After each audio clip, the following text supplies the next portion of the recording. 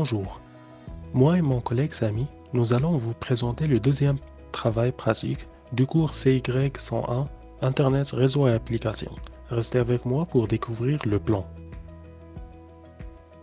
Avec moi, nous allons voir une présentation du demandeur, ensuite notre mandat et une présentation de l'infraction.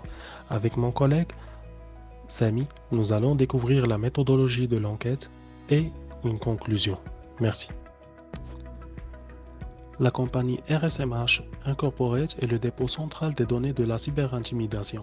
Il aide les citoyens et les entreprises à signaler et à se renseigner sur les différents types de l'intimidation, à reconnaître et à se protéger contre la cyberintimidation. Nous faisons également l'information aux organismes d'application de la loi et au gouvernement au pays et à l'étranger. Notre objectif comprend notamment ce qui suit: perturber les activités criminelles, renforcer le partenariat entre le secteur privé et public, préserver l'économie canadienne.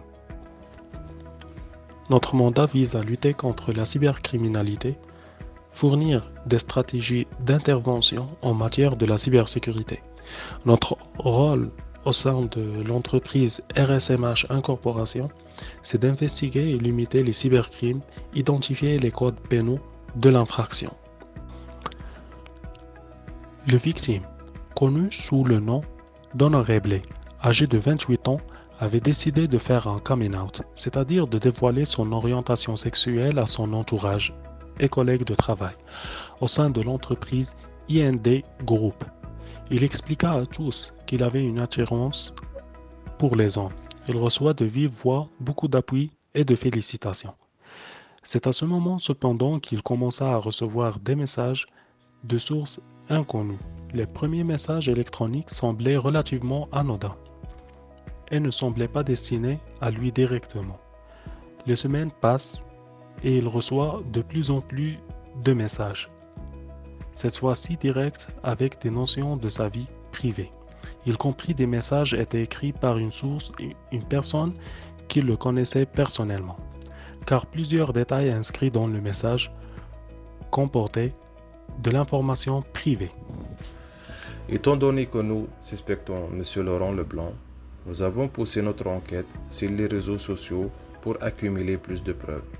M. Laurent Leblanc détient un profil sur le réseau social Facebook. Nous avons alors décidé de mener des recherches sur lui pour essayer d'identifier d'autres profils pouvant être reliés à l'adresse électronique utilisée pour envoyer les courriels harcelants. On peut apercevoir sur son profil qu'il partage un lien de son profil LinkedIn. Puisque M. Leblanc se passionne pour la photographie et tente de mousser sa carrière de photographe professionnel, nous avons réussi à trouver un lien pour un profil Instagram. Dans l'entête, dans l'introduction de son compte, on retrouve un lien vers un compte Twitter. Nous avons donc investigué ce compte précis. Sur la page Twitter, on a parcouru toutes les informations personnelles et les données disponibles. Nous avons communiqué le rapport avec toutes les preuves obtenues au service de police avec les informations qui suivent. L'adresse IP publique a été obtenue grâce à l'entête des courriels électroniques harcelants. Par la suite, nous avons obtenu à qui cette adresse IP était louée grâce à l'identification du fournisseur d'accès Internet. Cette adresse IP était utilisée principalement par des clients du café Second Cap. Par la suite, nous avons utilisé le logiciel Wireshark qui nous a permis d'identifier l'adresse MAC et de la carte réseau Wi-Fi de M. Laurent Leblanc. Ceci nous a permis d'identifier l'ordinateur utilisé par le présumé suspect. Nous avons par la suite procédé à une recherche sur les réseaux sociaux pour tenter de trouver un lien entre les présumés suspects et l'adresse courriel utilisée par le destinataire du courriel. Si en se basant d'informations d'un réseau social à un autre, nous avons trouvé le compte Twitter lié à l'adresse électronique du suspect. Nous avons ensuite corroboré l'identité de l'utilisateur de ce compte avec les informations qu'il divulguait sur le réseau social. Afin de garder l'intégrité des preuves collectées et les présenter devant le tribunal, on a utilisé une fonction de hachage AES 250.